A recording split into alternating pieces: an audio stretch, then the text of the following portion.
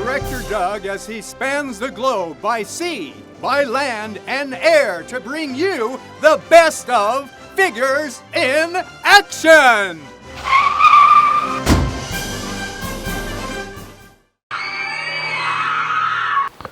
How did you get involved with the movie, and two, what's your favorite moment from the movie?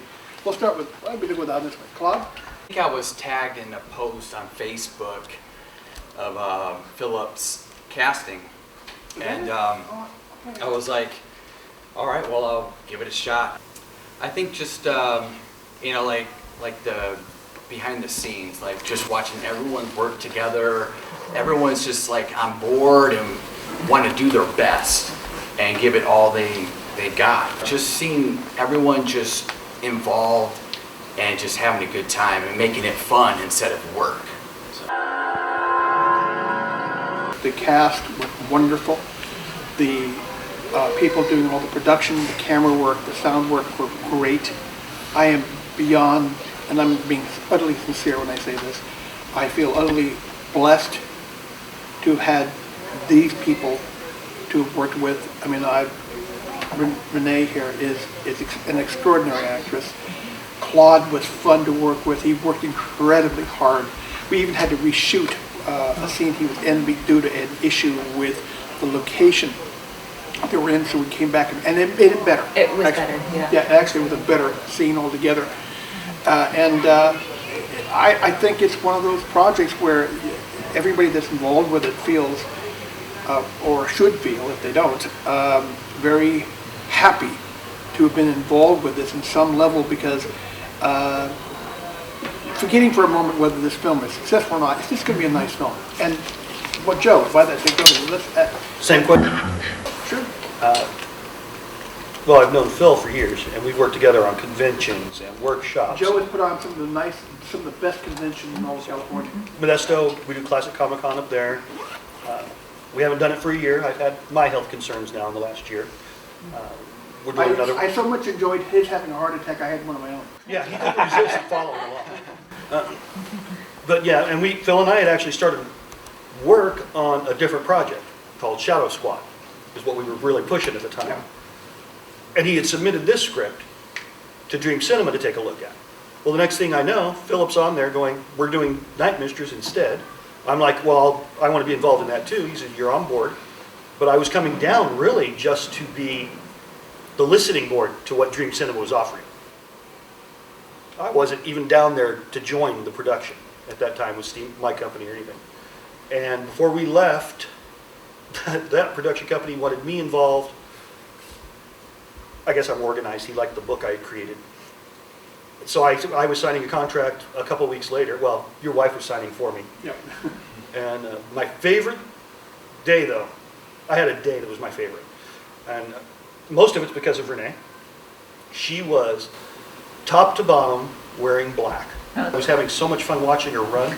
I did track and cross country, so it was like one of those things you can't undo. You can't not be told to sprint and then not just sprint.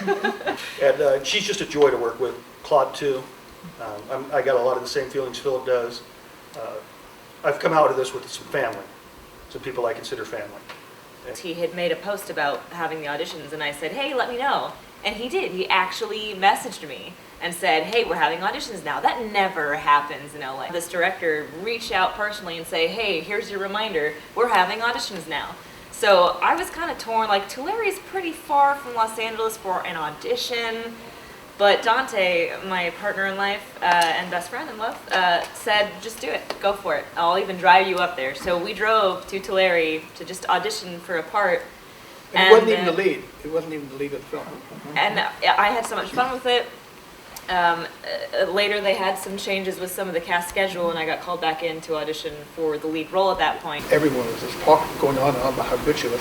We brought her back in, and some of the money people talked with her for a few minutes. I mean, it was a foregone conclusion, and we did something that I've never done before. I told her on the spot she had the part. And exactly, yeah. But received that validation of like, we see the work you've put in here. So we were a family on set. It was fun, and everybody wanted to be there.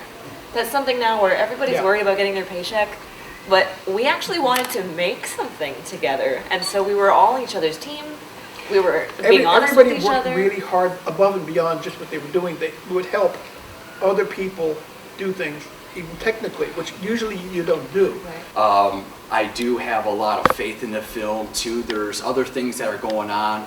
We can't get into detail, but there's going to be a video game, comic books, playing cards, action figures, and that's all I can pretty much say.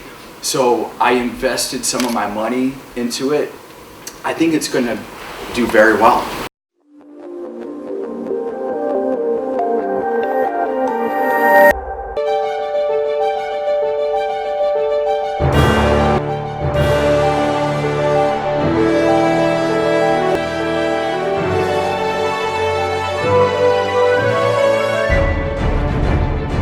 Hi, I'm with Ray Michaels, and you are heading up Dream Cinema Productions, and there's a lot of people behind us. Tell us all about it. Yeah, we just finished a film called The Night Mistress with Dream Cinema Productions. I'm the lead producer. My name is Ray Michaels Quiroga, and I brought a team with me. I brought the director, Philip Cable. Here's the Night Mistress herself. Then some of these are Sharon Winters from the original Batman TV series, and some of the actors and some of the crew are right here. They can all talk to you a little bit about what they do. Oh, that's so exciting. Try to get you in the camera. Hi. So, Hi, what's your name? Catherine King. Hi, Catherine. Sharon Winters. Nice to meet you. Nice to meet you, too. So, tell me a little bit about this amazing movie. It's so exciting to be, and this is the executive producer of Dream Cinema Productions, and he's just amazing, and it was been an incredible experience. Night Mistress. This is the director behind us, Philip Cable. How do you do? We had a lot of fun making this movie, and they tell me it's going to do very, very well. Another one of our actors right there, Jake Lomeli. Here's one other actor, Levi McGuire. Here's one of our executive producers right here, Shane McGuire, right behind us. He's right there, Shane. Yes. Oh, How do you do? Shane McGuire.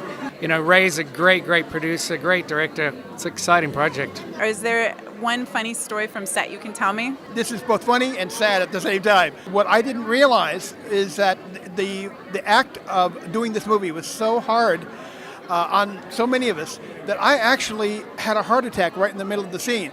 I didn't know it was a heart attack. I just knew I was in a lot of pain.